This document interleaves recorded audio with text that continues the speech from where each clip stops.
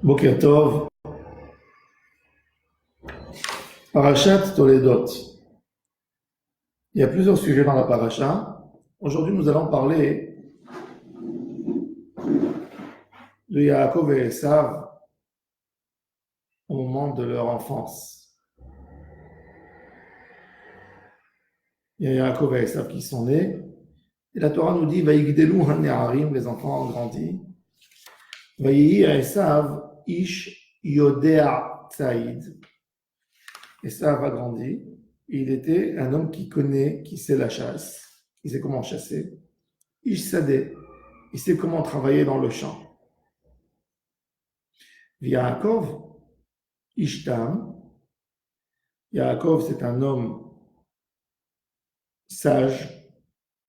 Yoshev Ohalim, qui s'assoit dans les tentes. Le Targum Onkelos, il dit Urevi Urolmaya, ils ont grandi les enfants. Ve'ava Esav, Gevar Nachshirchan. Nachshirchan, il y a des qui disent Nachshitchan. Gevar Nafek Lechakla. Un homme qui sait faire la chasse, un homme qui est dégourdi, qui sait travailler dans les champs, l'agriculture. Yaakov Ishtam, et Yaakov était un homme complet, entier. Meshamesh Bet Ulpena, il était assis au Bet Amidrash. À propos de Esav, quand on nous parle, on nous dit Ish Yodea Tzaïd, il sait faire la chasse. On ne dit pas il était chasseur, on dit il sait faire la chasse. Il avait une pratique dans ses mains. Et il s'en sort pas. C'est comme si on dit un homme, il est docteur. Il est docteur, c'est-à-dire il a la capacité d'aider aux gens pour guérir. Est-ce qu'il est en train de pratiquer en ce moment? Non. Peut-être non. Il connaît la médecine. Il connaît la médecine, oui. Mais les Yaakov, Ishtam, on met l'accent sur Ishtam, il est en train de faire de la tmimout, il est en train de faire de la shlemout, de compléter sa neshama. Yoshev, au présent, il s'assoit au Beth Midrash. La différence entre le tzaddik et le rachat, c'est que pour le rachat, la Torah et les mitzvot sont en théorie. Il connaît ce que le tzaddik connaît. Et il dit, je pourrais moi aussi faire ça à un moment. J'ai ça en moi. Et ça, il dit à tout le monde, moi je suis fils de rabbin, je suis fils de Yitzhak. Je pourrais un jour être le successeur de mon papa. Je pourrais faire comme lui. Mais il n'a pas compris que le lien avec Dieu se crée du jour au jour, du travail quotidien, de ton quotidien, de ton travail, de ce que tu vas faire pour essayer de tirer la shrina sur toi. Yaakov Ishtam au présent, Yoshev Ohalim, il fait une action de Yoshev Ohalim. Et ça, c'est que Yodea Tzaïd. Il a ce savoir-faire, mais il ne le fait pas. Yodea Tzaïd Ishsadeh, c'est un travail, c'est pour présenter qu'il sait faire quelque chose. Le vrai investissement du tzaddik, le vrai investissement, c'est le netzach. Le tzaddik, il travaille pas pour avoir un résultat aujourd'hui. Il travaille pour les générations à venir. Les tzaddikim, ils veulent travailler pour les générations. Quand le tzaddik, il est en train de s'asseoir, il écrit dans sa chambre des livrets Torah, il écrit un cahier, et tu le vois, tu dis, celui-là, il est endormi, il n'est pas dégourdi, il n'est pas actif, il n'a pas une partie dans la vie sociale, il est seul. Mais il écrit un livre qui va bouleverser toutes les générations, qui va leur apprendre comment se comporter. Donc c'est sûr que cet homme est beaucoup plus influent qu'un homme qui crie dans la rue, qui est actif dans la rue. Mais le Esav, le fameux Esav, c'est Hashirchan. Il est là pour faire du bruit une demi-heure, une heure, une vie. Mais après, de la même manière qu'il est monté sur l'estrade de l'histoire, il va descendre, il ne va rien laisser, rien du tout pour les générations. Ça, c'est la différence entre le tzaddik et le rachat. Le tzaddik, il travaille, il met son travail pour que son travail soit un travail qui sert éternellement, qui va servir jusqu'à la fin des temps.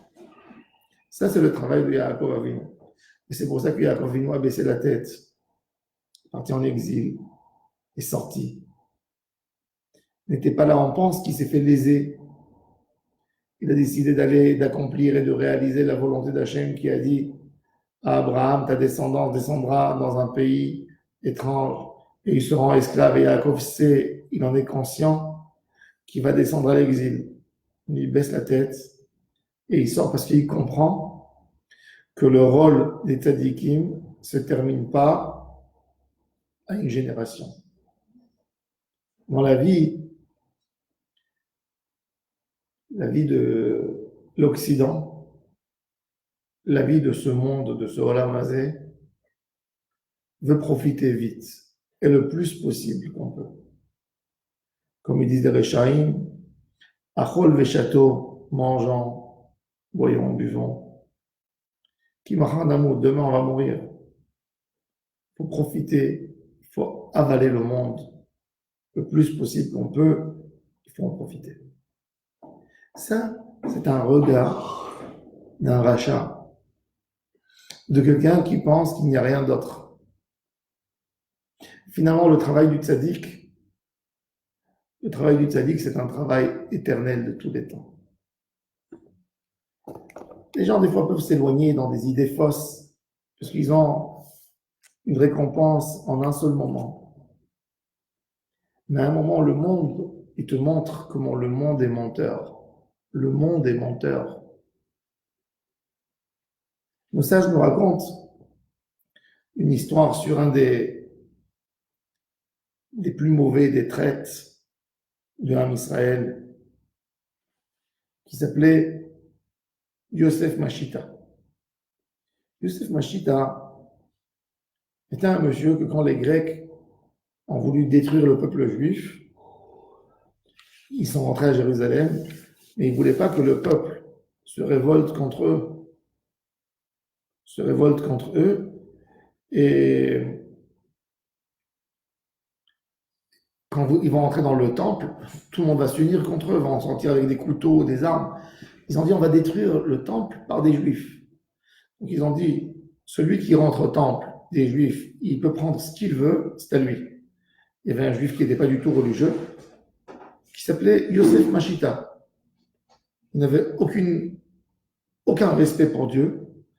Donc il dit quoi? Les Grecs, ils ont dit que celui qui rentre dans le temple, il peut prendre ce qu'il veut. Moi, j'irai au temple, je vais récupérer la menorah où on allumait les bougies. Ça pesait une quantité énorme d'or, quelques centaines de kilos. C'est à moi. Il rentre et tout le monde lui applaudit, les Grecs. C'est lui, le premier juif qui a profané le temple. Il rentre, il sort après quelques minutes avec la menorah. Quand il sort avec la menorah, viennent chez lui des soldats grecs, lui disent donne-nous la menorah. Il a dit vous avez dit que c'est à moi. Non, ça c'est pas pour un homme simple comme toi. Ça va aller chez l'empereur. Toi tu rentres dedans, tu récupères quelque chose d'autre. En ce moment, il a eu l'esprit qui s'est ouvert. Il a dit j'ai mis en colère Dieu une fois, j'ai embêté Dieu une fois, je ne vais pas l'embêter une deuxième fois. Et lui, on dit, rentre, et si tu ne rentres pas, on va te torturer. Il a dit, non, je ne rentrerai pas. Qu'est-ce qu'ils ont fait? Ils ont pris une scie, ils ont commencé à lui scier ses pieds. Et il criait, malheur à moi que j'ai embêté mon Créateur. Et comme ça, sa neshama est sortie. Il a pleuré, parce qu'il a compris à quel point le monde, c'était un mensonge. J'ai vu dans un livre que dernièrement, il n'y a pas longtemps, il y a 80 ans, il y avait un juif communiste qui s'appelait Zinovaev Grigori. Zinovaev Grigori, c'était le bras droit de Lénine. C'était lui qui a écrit les livres, les cahiers de Lénine et qui a renforcé le parti extrêmement communiste. Ce Zinoviev Grégory était juif et il était le bras droit de Lénine. Et c'est connu que Lénine, avant de mourir, il a demandé qu'on enlève Staline du parti communiste. Zinoviev, lui ne voulait pas, il a dit non, ça ne serait pas de le licencier, donc il a fait tout pour que Staline reste au pouvoir. Et Staline, comment il a récompensé? Dès que Staline est monté au pouvoir, il a pris tous les amis de Lénine, il les a tués. Parmi eux, ce Zinoviev, on l'a mis en prison. Vous savez, en Russie, on n'a pas besoin de trop chercher pour tuer quelqu'un. Et on l'a accusé de traître. Le soldat on l'a amené devant une équipe qui doit lui tirer dessus. Il y a un des soldats qui a raconté que Zinoviev lui a dit: dites à Staline qu'il me sauve, moi je l'ai aidé, c'est moi qui l'ai sauvé. Et il lui a dit, le soldat, il a dit: c'est Staline que tu as sauvé, qui nous a donné l'ordre de te tuer. Qu'est-ce qu'il fait Zinoviev en ce moment? Il prend un bout de tissu, il met sur sa tête, et il crie Shema Israël, et après il se fait tuer. Malheureusement, des fois, un homme comprend le mensonge de ce monde qu'au moment où il doit quitter le monde. Mais au moins, il a compris. Il y a des gens que même dans ce moment, ils ne comprennent pas le mensonge du Olam Hazé, à quel point ce monde est menteur. Yaakov Ishtam Yoshev Alim, Yaakov a compris. Du moment qu'il est né, il n'était pas naïf. Mais il a compris à quel point le monde n'est rien. Et c'est pour ça qu'il s'est consacré à la Torah.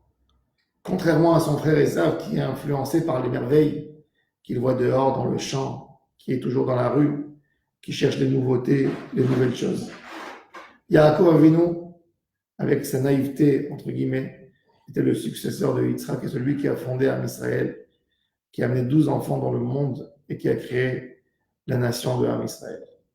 Et Esav, celui qui cherche les occasions, les petites choses, il a reçu ce qu'il voulait au moment même, mais il n'y a rien qui est resté de lui. S'il n'était pas mentionné dans la Bible aujourd'hui, on ne saurait même pas qui avait Esav, qui était Esav. Donc ça nous montre les idées. Est-ce qu'on cherche le plaisir du moment ou on cherche l'éternité? Am Israël Chai, la Netzach, par la Torah qui est éternelle et par les mitzvot et par la voie que Akadosh Baruch Hu nous a mis là-dedans qui est une voie éternelle. Bonne journée à toutes et à tous.